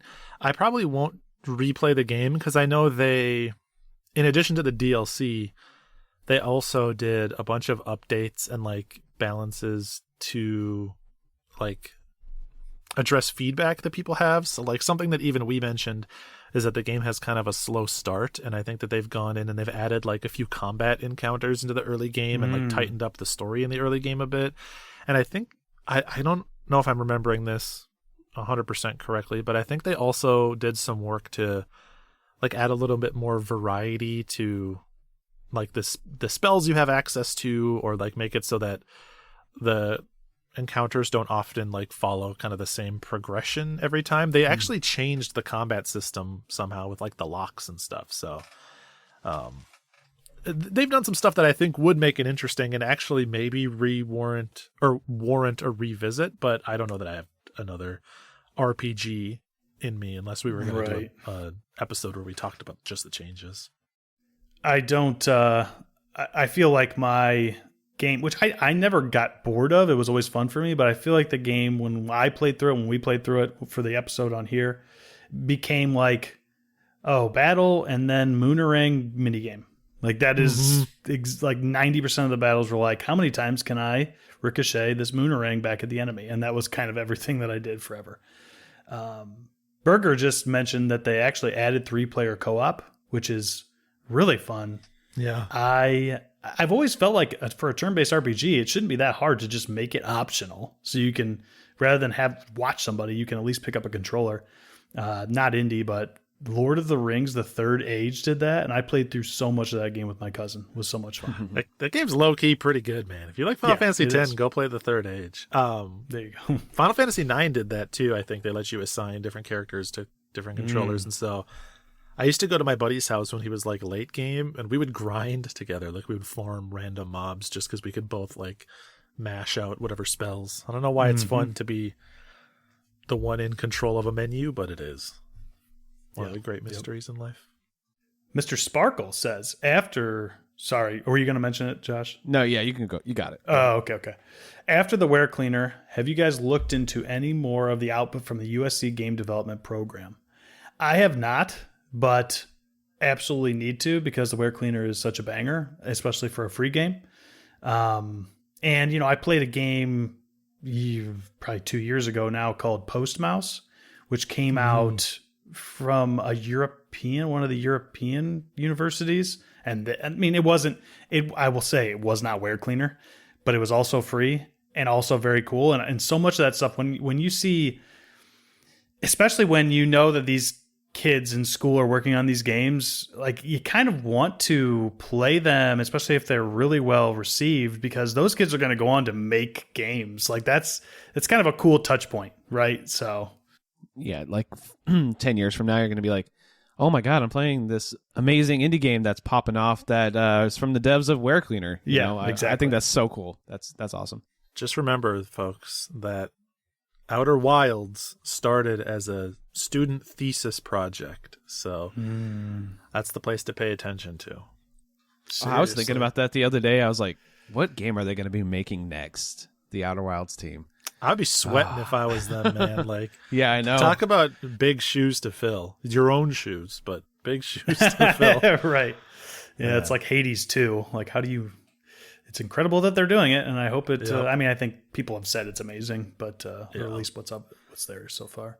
Berger says Plucky Square. I assume he's referring to games that don't quite hit side quest. I think that's true. Oh, there you go. That's true for me. I don't think I brought it right. No. Yeah. Plucky, I would say Plucky is maybe also just below the fold. Recent guest Jimmy Mook here says any holiday themed games on tap for December. Oh, I'm not sure that I will bring it to IndieQuest, but I may. But it is that time of year where we're really heading into GOTY season, right? there's a game that released late last year, so maybe I can convince the boys to let me put it on my 2024 list, but it was December of 2023, called Snowman Story. And it is by the same developer that did Meg's Monster, Odin Cat. Okay. So Bear's Restaurant, right? Looks very, very cool. It looks much more Bear's Restaurant than Meg's Monster, like more of that almost text adventure. You're not doing a whole lot of actually playing the game.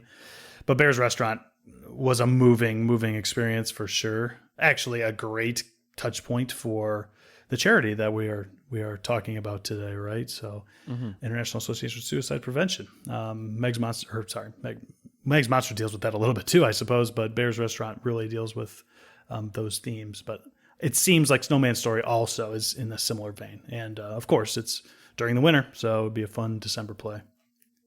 I just want to play Crypt Custodian. That's one of my. I know you loved it, and I have it. I just haven't got around to it. That's just one I want to clean up before the end of the year. So that's the one that popped right up to the top of my mind. I know. I don't know if she's still in chat, but Pam also enjoyed that game. It's so good, so good. Makes it one of the many games that make my game of the year choices tough. Crypt Custodian has the weird advantage of PlayStation introduced like a customizable dashboard home screen that they call the Explore screen, and you can like put different widgets on. One of the widgets is a wish list thing that shows up, and it'll like show you if something on your wish list is on sale. And I think because it's the most recent game I wishlisted on PlayStation, Crypt Custodian is on there. And so every time I boot up my PlayStation, I just see like $19.99 Crypt Custodian. I'm like, maybe today's the day. But yeah, it's so good. We'll see. But yeah, thanks, folks. I think that's pretty much going to do it for us in terms of time. Any last minute thoughts, boys, that you have to share with folks? Keep donating. Links are in the Twitch description and on your screen right now. It's for a good cause. Yeah, I'll just say if you guys, excuse me, if you guys want to find anything for the show, it's IndieQuest Pod on all social medias and stuff. If you're just tuning in for the first time or just interested in following us, even on Blue Sky. I got us a Blue Sky account. So check that out if you want to follow the show.